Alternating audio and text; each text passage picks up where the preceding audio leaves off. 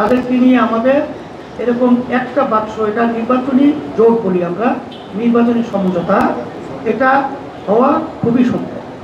যদি রাজনৈতিক দলগুলো তারা ঐক্যমত্যে পৌঁছতে না, তখন তো ঐক্যমত্যের কমিশনের যে ধারাবাহিকতা আছে তার একটা কিন্তু পয়েন্ট আছে, যে যদি তারা ঐক্যমত্যে না পৌঁছতে পারে, জনগণের মতামত, যেটা গণভোট বলা হয়, এটা আমাদের দেশে বিগত দিনেও হয়েছে।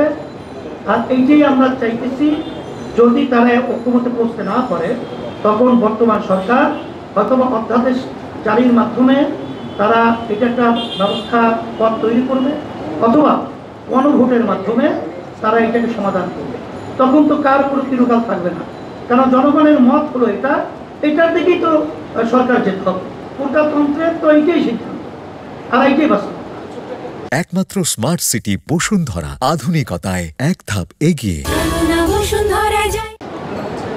লেভেল প্লেইং ফিল্ড এখন পর্যন্ত সকলের কাছে পরিষ্কার তৈরি হয় নাই।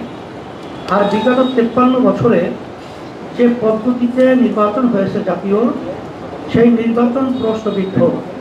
সেখানে দিনের ভোট, রাতে আমরা বাক্স দুটাবার প্রবণতা আমাদের দেশে রয়েছে।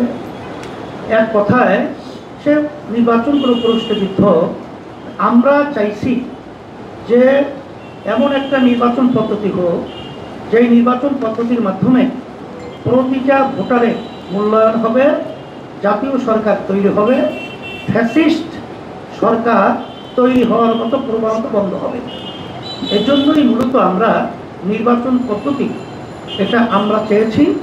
সাথে যেটা আমাদের সবচেয়ে বড় সমস্যা তৈরি করে, কালো টাকার দৌরত্ব, বেশি শক্তি ব্যবহার, এটাও পিয়ার নির্বাচন পদ্ধতির মাধ্যমে এটাও নিরসন হবে এবং সুন্দর একটা সোনার দেশ তৈরি হবে। আর সবাই যদি সরকারে থাকে, সেখানে দেশ পরিচালনায় সুন্দর একটা পরিবেশ তৈরি করার সংসদ হবে। এই জন্যই আমরা পিয়ার পদ্ধতি চেয়েছি।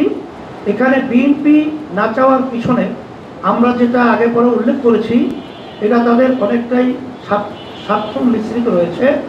তারা এককভাবে ক্ষমতায় যাওয়ার একটা আশা, বিভিন্ন তাদের কার্যক্রম চালচলন কথা আমরা লক্ষ্য করেছি। এখন তারা এই পিয়ার নির্বাচনের মাধ্যমে একক ক্ষমতায় যাওয়া এবং আগে পরে যে ফ্যাসিস্ট চরিত্র এইটা তৈরি করার সুযোগ থাকে না বিধায় এর ব্যাপারে তারা খায় না মাথায় দেয়। এই ধরনের মন্তব্য অযৌক্তিক, অরাজনৈতিক শিষ্টাচার বহির্ভূত তারা করে আসছে। এখনো তো দেশের মতো দেশে পিয়ার পদ্ধতি নির্বাচন চলছে। বেশিরভাগ বাংলাদেশের ভিতরে রাজনৈতিক দল এই পদ্ধতিতে নির্বাচন চায়। For more updates, follow us on Facebook, subscribe our YouTube channel, get the latest update on www.daily-sun.com.